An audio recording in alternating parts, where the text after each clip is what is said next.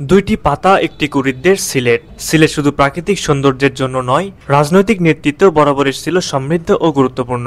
বিএনপির ভারপ্রাপ্ত চেয়ারম্যান তারেক রহমানের স্ত্রী ডাক্তার জোবাইদা রহমানের জন্মস্থানও এই সিলেটে।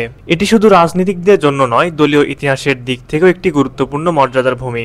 আজকের ভিডিওতে আমরা জানবো সিলেট জেলার সেই 10 জন বিএনপি নেতা সম্পর্কে যাদের জনপ্রিয়তা, সাংগঠনিক দক্ষতা ও রাজনৈতিক প্রজ্ঞা এই অঞ্চলকে জাতীয় রাজনীতিতে দিয়েছে এক অনন্য পরিচিতি।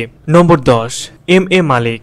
এম এ মালিক সিলেট 3 আসনে মনোনয়ন প্রত্যাশী। তিনি বিএনপি চেয়ারপারসনের উপদেষ্টা ও যুক্তরাজ্য বিএনপির সভাপতি। নম্বর 9, অ্যাডভোকেট ইমরান আহমেদ চৌধুরী। তিনি সিলেট জেলা বিএনপির সাধারণ সম্পাদক ও সিলেট 6 আসনের বিএনপির মনোনয়ন প্রত্যাশী। নম্বর 8, শমশের মবিন চৌধুরী। শমশের মবিন চৌধুরী একজন বীর মুক্তিযোদ্ধা, সাবেক রাষ্ট্রদূত এবং তৃণমূল বিএনপির চেয়ারপারসন। নম্বর 7, আব্দুল কাইয়ুম চৌধুরী।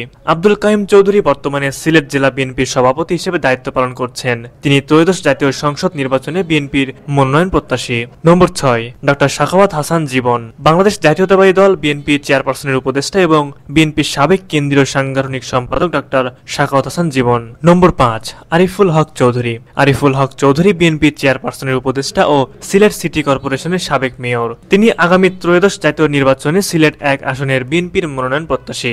নম্বর 4, আলহাজ জি কে গৌস। তিনি বিএনপির কেন্দ্রীয় নির্বাহী কমিটির সাংগঠনিক সম্পাদক ও হবিগঞ্জ পৌরসভার সাবেক মেয়র। নম্বর 3, খন্দকার আব্দুল মোক্তাদির। তিনি বাংলাদেশ জাতীয়তাবাদী দল বিএনপির চেয়ারপারসনের উপদেষ্টা। খন্দকার আব্দুল মোক্তাদির সিলেট বিভাগের রাজনীতিতে অত্যন্ত সক্রিয় একজন নেতা এবং ত্রয়োদশ জাতীয় সংসদ নির্বাচনে বিএনপির মনোনয়ন প্রত্যাশী। নম্বর 2, ডাক্তার জোবাইদা রহমান। ডাক্তার জোবাইদা রহমান সিলেট জেলায় জন্মগ্রহণকারী একজন চিকিৎসক ও বাংলাদেশ জাতীয়তাবাদী দলের ভারপ্রাপ্ত চেয়ারম্যান তারেক রহমানের স্ত্রী। নম্বর 1, এম ইলিয়াস আলী। এম ইলিয়াস আলী সিলেট জেলার একজন রাজনীতিবিদ এবং জাতীয় সংসদের সাবেক সদস্য।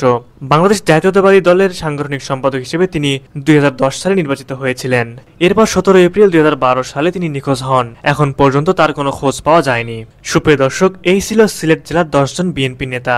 এছাড়াও আরো অসংখ্য নেতাকর্মী রয়েছে সিলেট জেলায়। আমাদের ভিডিওতে কোনো ভুল ত্রুটি হলে অবশ্যই ক্ষমা সুন্দর দৃষ্টিতে দেখবেন।